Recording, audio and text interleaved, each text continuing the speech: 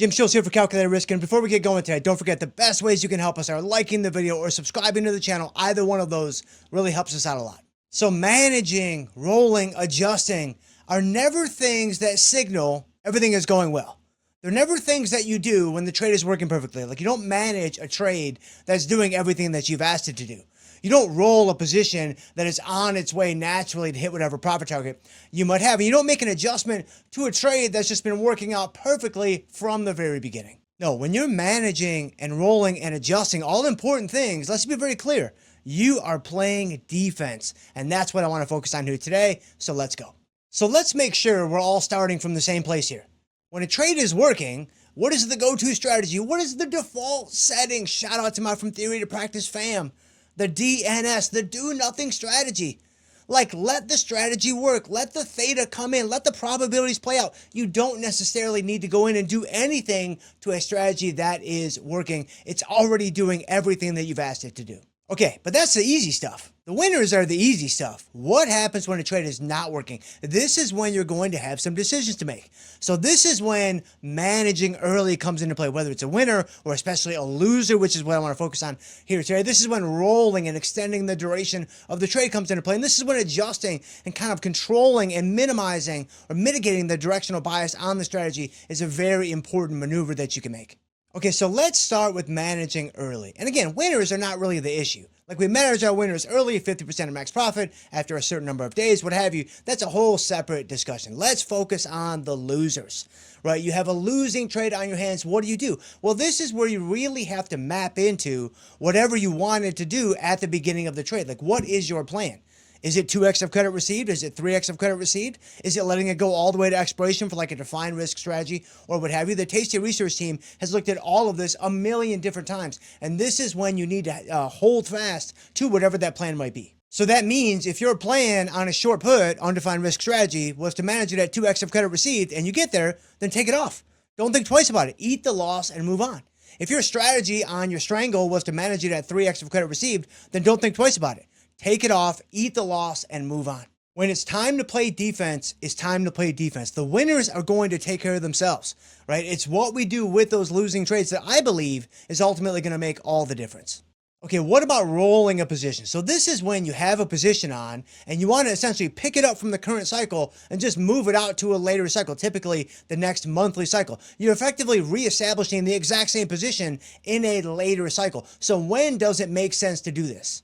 Well, the most natural time to do this is when the clock is running out. It's when the cycle is starting to run down and you're getting closer and closer to expiration. The Tasty research team has looked at this a million times too, and typically around or just inside that 21 days to go marker is a great marker or reference point for you to roll your trades out into the future. Whether they be undefined risk or defined risk, this is when you want to start thinking about, regardless of how it's doing, moving this guy out into the future. Now, of course, if it's a winning trade and you have an economically significant profit at this time, just take it off. Just take it off and be done with it. But if it's a scratch or any type of loser, this is where you would look to roll it out. Now, of course, defined risk and undefined risk are not going to behave the same way when it comes to being able to roll at 21 days to go. Because by the very nature of a defined risk strategy, oftentimes, if it's really significantly underwater, which is where you don't want it to be, like you sold a vertical spread and it's deep in the money, you're not going to be able to roll out for a credit. You're going to have to pay a debit to do that. So that's when we would not roll out at 21 days to go. Just hold it all the way to expiration. Be prepared to take max loss if that's what it comes to. That's where position sizing on trade entry is so important. And so if you have to pay a debit at 21 days to go with a defined risk strategy, don't do it. Just hold the trade all the way to the end if that's what it takes, for better or worse. But with an undefined risk strategy, you're always going to be able to roll out into the future for a credit. You're always going to be able to pick up additional extrinsic value when you move this guy out into the future. That's because you're taking on undefined, unlimited, naked risk for a longer period of time. So you need to be compensated for that by additional extrinsic value. That's not the case with defined risk because the very presence of those long legs really muddies the waters. But again, it defines your risk. So it's gimmies and gotchas, as it always is. But with undefined risk, when you move it out into the future, you pick up more extrinsic value. So that's a much easier play to make at 21 days to go. It's pretty much a no-brainer. Okay, now what about adjusting your strikes? Well, this is where you want to start to control the directional exposure when you get a little bit overloaded on one side or the other. And the most classic example here would be a short strangle. So let's say you have a short strangle on and the market starts running up towards your short call strike. You're becoming more and more bearish as the market grinds higher. Well, you may get to a point where you are too bearish and you want to control and mitigate that directional bias that you have to the downside. And so this is where rolling up the untested side, rolling up that put side is going to make a lot of sense because it's going to allow you to bring in some credit to improve the break-even point on the tested side and help to reduce and mitigate that bearish exposure that you have. You're still going to be net bearish, which if you're a natural contrarian, that's what you want to be, but you might want to take it down just a notch or two by rolling that put up. And of course, the opposite would also be true if you have a strangle on and the market starts going down, the stock starts going down towards your put strike. This is where you're becoming more and more bullish. So you may want to reduce that bullishness on the strategy. And one of the classic ways that we like to do that here at Tasty is by rolling that call strike down. So you roll the call strike down, you bring in premium, you improve the break-even point on the tested side, and you quell and mitigate that bullish exposure that you have that's building up because the market is moving closer to your short put. Okay, so 3 things to keep in mind when it comes to rolling the untested side. Number 1, by doing this, you are now exposed to whipsaw risk. So you have to understand, at least more so than you were before you made the adjustment. If the market rips back in the direction that you originally wanted it to go before you made that adjustment by rolling the untested side, it's going to happen a time or 2 or maybe 12, depending on how often you trade, where what was your untested side is going to now become your tested side. It's not a super fun experience, but it is something that all traders go through at one time or another, and it's going to happen to you at, sooner or later.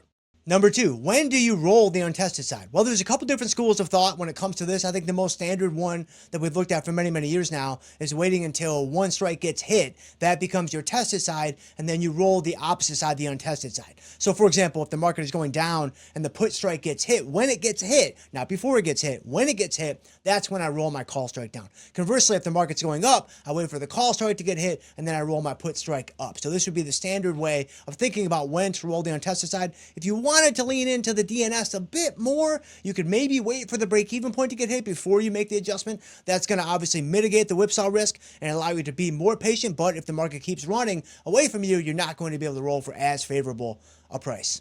And then lastly, when you roll that untested side, we're typically looking to reduce the directional bias by about 30 to 50% of the total directional bias in the position. So you maintain the same directional side of the market in terms of you were bearish, now you're still bearish, just less so. You were bullish, you were still bullish, just less so. You would reduce your directional bias by maybe only 30% if you want to remain, more bearish or more bullish, depending on which side of the market, the movement of the stock puts you on. If you want to control your directional bias even more and more neutralize that delta, be more aggressive with that delta neutralization and lean more on the extrinsic value, then you would look to reduce your bias by maybe 50%. Okay, so let's bring it all together. Rolling, managing, adjusting. These are defensive maneuvers. These are defensive tactics. You don't do these things to trades that are working. You do these things when you hit your loss target and it's time to cut the ripcord.